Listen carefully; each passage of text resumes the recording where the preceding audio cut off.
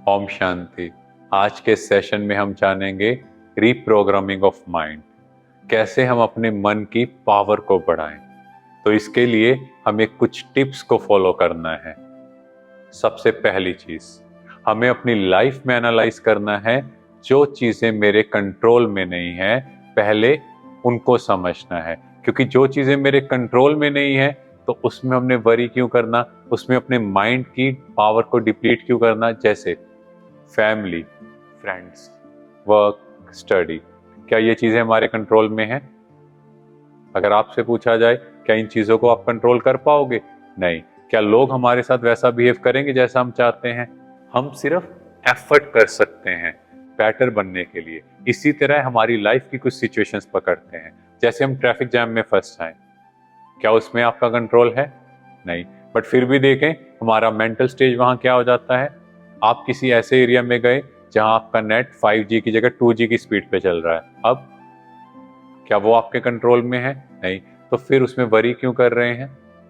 तो ऐसी लाइफ में बहुत सी सिचुएशंस हैं जो हमारे कंट्रोल में नहीं है, हम उनके बारे में सोच सोच कर नेगेटिविटी क्रिएट करते हैं।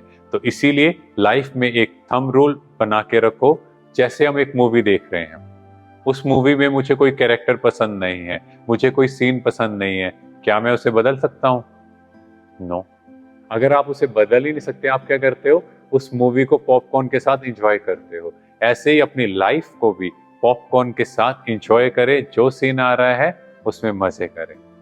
सेकंड, अपनी लाइफ में जो नेगेटिव वर्ड्स हम यूज करते हैं उनको रिप्लेस करें पॉजिटिव वर्ड्स के साथ। जैसे हमारी एक हैबिट है बोलने की, कोई भी बात बोलता है हम सबसे पहले क्या वर्ड यूज करते हैं?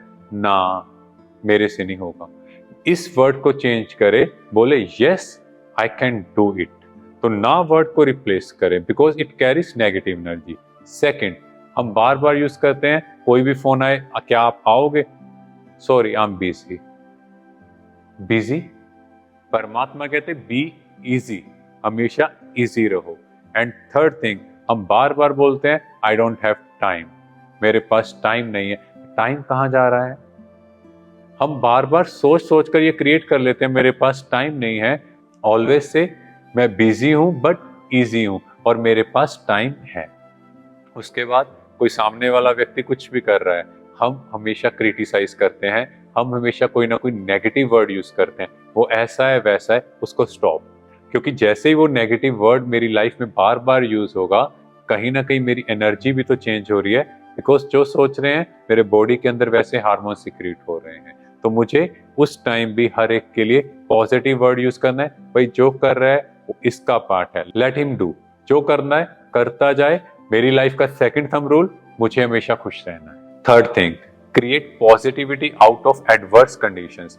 जैसे ही लाइफ में कुछ एडवर्स कंडीशंस आए, नेगेटिव सिचुएशंस आए, उसमें से भी पॉजिटिविटी निकालो। जैसे थॉमस एडिसन, उनके प्रिंसिपल ने क्या मैसेज दिया कि इनका IQ नहीं है, स्कूल में नहीं पढ़ सकता, और उनके मदर ने उस नेगेटिव कंडीशन से क्या निकाला कि आपका IQ इतना है कि आपको स्कूल के टीचर्स पढ़ा नहीं सकते।